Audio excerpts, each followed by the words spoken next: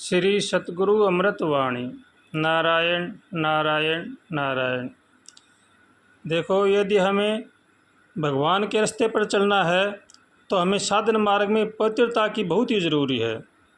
पवित्रता रखना बहुत ही आवश्यक है। भोजन भी पवित्र हो, शुद्ध कमाई का हो, छल कौशल चोरी दगाबाजी का न हो, पवित्रता से बनाया जाए। फिर भगवान का प्रसाद समझकर भगवान के भोग लगाकर पाना चाहिए। इससे मन को शांति मिलती है। हमें भगवान से बार बार प्रार्थना करनी चाहिए, हे भगवान हमें सद्बुद्धि दो, सद्विचार दो, ताकि हम संसार की बुराइयों से बच सकें। हमें इस रास्ते में श्रद्धा विश्वास की बहुत ही ज़रूरी है। जितना अपने विचारों में श्रद्धा विश्वास आएगा उतने ही साधन में उन्नति आएगी।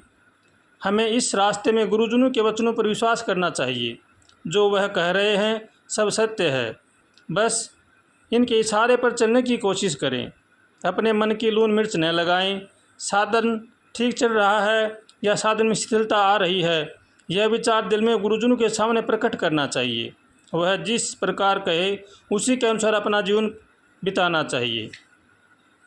हमें इस रास्ते में कुसंगति से बचना बहुत ही ज़रूरी है। कुसंगति के प्रभाव से बड़े बड़े त्यागी तपस्वी रसातल में चले जाते हैं। इसलिए कुसंगति से बचना बहुत ही ज़रूरी है। एक होता है बाहरी कुसंग, एक होता है आंतरिक कुसंग। बाहरी कुसंग से तो मानव बच सकता है, परंतु आंतरिक कुसंग से बचना बड़ा ही कठिन है। बाहरी कुसंग क्या है? जिनके संग बैठने से, बोलने से मन में चंचलता हो, मन में विषय विकारों की उथल पुथल मचना शुरू हो जाए, वह बाहरी कुसंग होता है। और आंतरिक कुसंग वह होता है न इच्छा होते हुए भी विषय विकार प्रकट हो जाते हैं। ये आंतरिक कुसंग है। इसलिए इससे बचना चाहिए। भगवान से रोज़ प्रार्थना करनी चाहिए। ऐसी अवस्था में मन के पीछे न चलें, नहीं तो यह माया मन ये सा है हमें रसातल में ढकेल देगा। बड़े बड़े ज्ञानी तपस्वी लोगों को भी रसातल में ढकेल देता है। इसलिए रात दिन दिन में भगवान की याद बनाएं, उनकी वंदना प्रार्थना करें। रे मूर्ख मन, समय तो बहुत ही निकल रहा है। उन नाथ नारायण को पुकारो, वही नैया पार लगाने वाले हैं।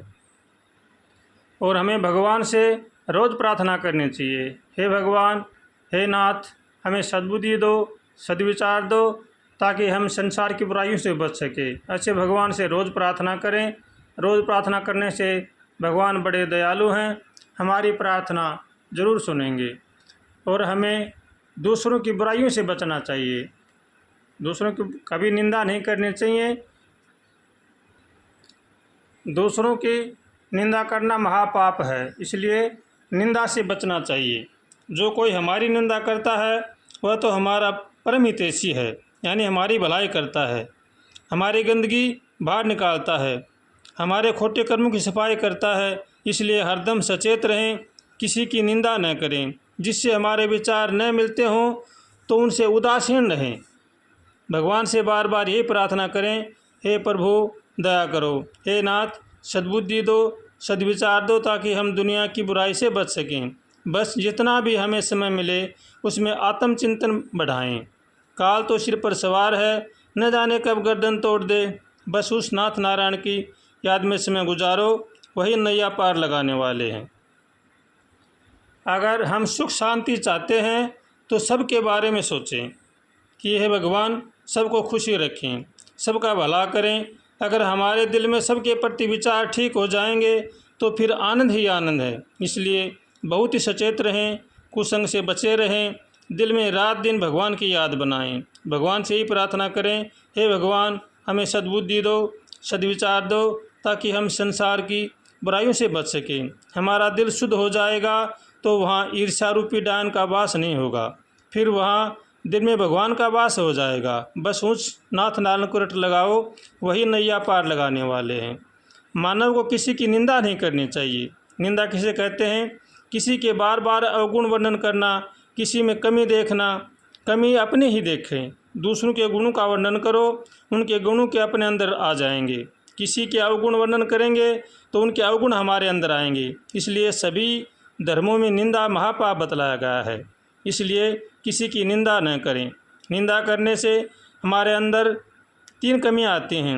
एक तो उनके अवगुण हमारे अंदर आएंगे, दूसरी वह हमारा समय व्यर्थ जाएगा, और तीसरा वह सुनेगा तो नाराज़ होगा। इसलिए किसी की निंदा न करें, भगवान से रोज़ प्रार्थना करें, भगवान हे भगवान हमें सद्बुद्धि दो, सद्विचार दो, ताकि हम भगवान बुराइयों से बच सकें। ऐसे भगवान से रोज़ प्रार्थना करें। नाथ बड़े दयालु हैं, हमारी प्रार्थना ज़रूर सुनेंगे। दिल में सबके प्रति सद्भावना होनी चाहिए। अगर सबके प्रति हमारी शुद्ध भावना रहेगी तो हमें सब में भगवान का रूप दिखाई देगा। इसलिए सबको भगवान का अंश समझें, भगवान से रोज़ प्रार्थना करें, हे नाथ हमें सद्बुद्धि दो, सद्विचार दो, ताकि हम संसार की बुराइयों से बच सकें। ऐसे भगवान से रोज़ प्रार्थना करनी चाहिए। श्री सतगुरु वचनामृत। नारायण नारायण नारायण।